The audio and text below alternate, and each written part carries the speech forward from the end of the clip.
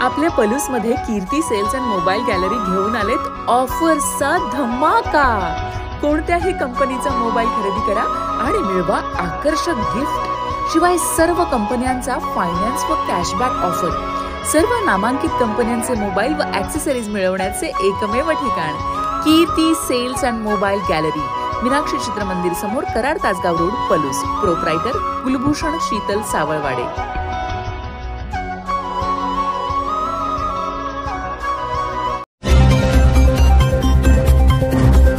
भिडे गुरुजींवर कुत्र्याच्या हल्ल्यानंतर महापालिका ॲक्शन मोडवर।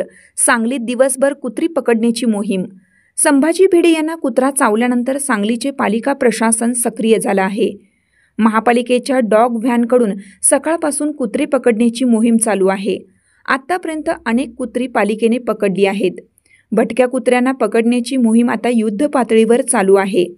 संभाजी भिडे यांना सांगलीतील माळी गल्लीत कुत्रा चावला होता। महापालिकेचे कर्मचारी गल्लीतील सर्व भटकी कुत्रे पकडण्याची मोहीम राबवली जात आहे। मिळालेल्या माहितीनुसार संभाजी भिडे यांचा चावा एका कुत्रीने घेतला आहे। या कुत्रीला एकूण 4 पिले आहेत। कुत्रीने गैरसमज झाल्याने स्वसंरक्षणार्थ भिडे गुरुजी यांच्या डाव्या पायाला चावा घेतला। याआधीही भटक्या कुत्र्यांनी लहान मुले, ज्येष्ठ नागरिक, सकाळी फिरायला गेलेले लोक यांच्यावर हल्ला केला तसेच चावा घेतलेला आहे। मात्र पालिका प्रशासनाने याकडे दुर्लक्ष केलं होतं। आता मात्र भिडे यांना कुत्रा चावल्यामुळे पालिका प्रशासन ॲक्शन मोडवर आली आहे। संभाजी भिडे हे सांगलीतील माळी गल्लीत गेले होते। त्यांना एका धारकऱ्याच्या घरी जेवणाचे आमंत्रण होते। मात्र जेवून परतताना त्यांचा एका कुत्रीने चावा घेतला। या कुत्रीने भिडे यांच्यावर अचानकपणे हल्ला केला। या घटनेनंतर भिडे यांना तात्काळ सांगलीतील जिल्हा रुग्णालयात दाखल करण्यात आलं होतं। ही घटना घडल्यानंतर पालिकेने माळी गल्लीतील भटक्या कुत्र्यांना पकडण्याची मोहीम राबवली आहे। आतापर्यंत अनेक कुत्र्यांना पालिकेच्या कर्मचाऱ्यांनी पकडलं आहे। डॉक्टर रवींद्र ताटे, वैद्यकीय आरोग्य अधिकारी, सांगली मिरज कुपवाड शहर महानगरपालिका। माननीय आयुक्त सो त्याचप्रमाणे माननीय उपायुक्त सो यांच्या मार्गदर्शनाखाली या ठिकाणी जी भटकी कुत्री आहेत त्या पकडण्याची मोहीम चालू आहे आमची। त्याचप्रमाणे जी कुत्री पकडली जातात तर त्यांची नसबंदी करणे आणि त्याचे लसीकरण करण्याचे काम या ठिकाणी आम्ही करत आहोत। ज्या ज्या ठिकाणी अशा पद्धतीच्या काही तक्रारी असल्यास तर मी या निमित्ताने नागरिकांना आवाहन करतो की आपल्या ठिकाणी जर काही भटकी कुत्री असतील तर तात्काळ आपण महापालिकेशी संपर्क साधावा।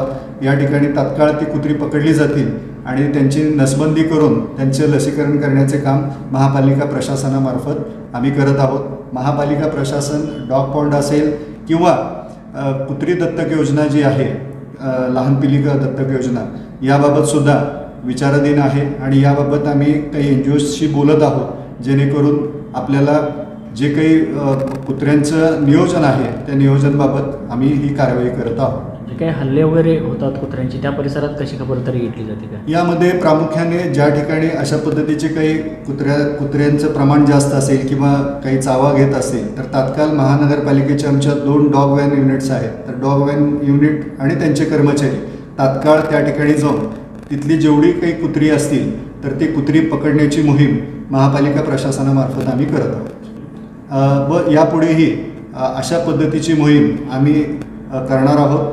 आपल्याला या निमित्ताने पुन्हा एकदा मी आवाहन करतो की या बाबतीत जर काही आपल्याला भटकी कुत्री किंवा अन्य इतरत्र आपल्याला जर काही कुत्र्यांबाबत तक्रार असेल तर आपण महापालिकेशी संपर्क साधा। धन्यवाद।